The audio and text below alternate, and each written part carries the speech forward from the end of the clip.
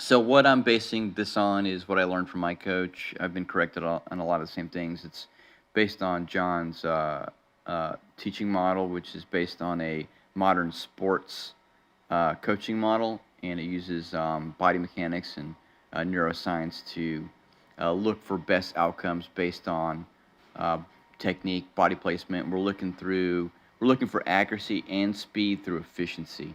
So what we're going to try and do is fix some little things here to make him just that much faster. All right, so here we go. What I'm going to set up here is the eye line, and then I'm going to set up a line for the shoulder, and I'm going to demonstrate what's going to go on here. His stock is a little low. It needs to be about an inch up, and then that way he could just snap the sucker up right to his eye line and break the shot as soon as it's the optic is right in his eye. So he brings his head down. Okay, this is a kind of a twofold thing. He's wasting movement by bringing his head down, so his head is moving, his optic moving, and they have to meet at the same spot. Also, what's happening is the cheek is pushing the stock down, which causes the barrel to overdrive past the target. Either you have to bring it back down, or you're going to shoot a high shot. So let's watch here what he does. All right, so let's draw a line at the base of the rail. It's kind of a reference point. So I know the camera's moving, but we're going to watch his rail. So it goes up, goes past it, and then it has to settle back down. And on this one, if I recall, he does shoot a high shot. So the more pronounced this drop onto stock is, the more pronounced the overshot will be. Also, let's figure out his fishing time. So he should be able to, if everything was in the right place, shoot right here. Boom. So, boom. Right? Give him a little bit. And we'll give him a fishing time. So he's looking. So about 2/10. And it's pretty quick, but the goal is 0.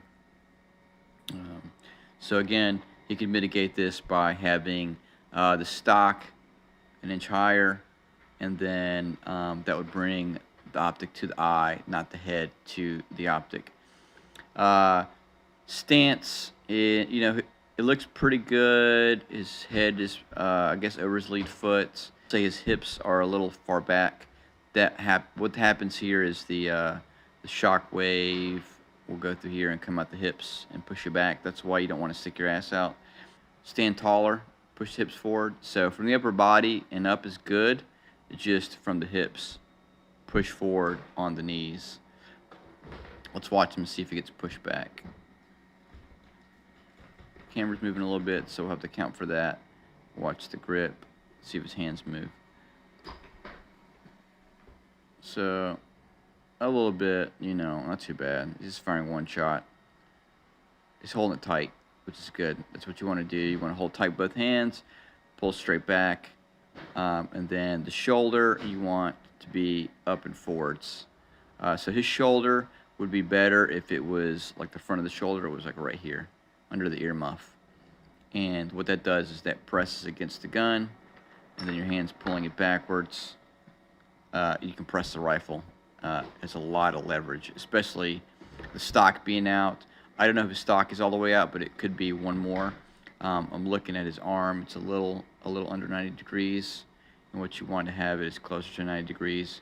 His support arm is looking 90 degrees, but it's rotated a little bit more like sideways. If he can bring the stock out to like right there to that really hard part of the shoulders, kind of where your joint is, and take this elbow here and bring it to the magazine. That combined with taking his support shoulder and twisting it to the receiver, right? You're blading your body, just your upper body though. That's going to give you a ton of leverage. His hands won't have to move, and his stock could go out a little bit.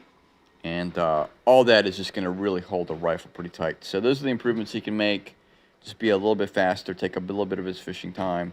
He's already doing pretty good time up drills on this. This would just make him that much faster. So Anyway, thanks for watching, and I'll see you in the next video.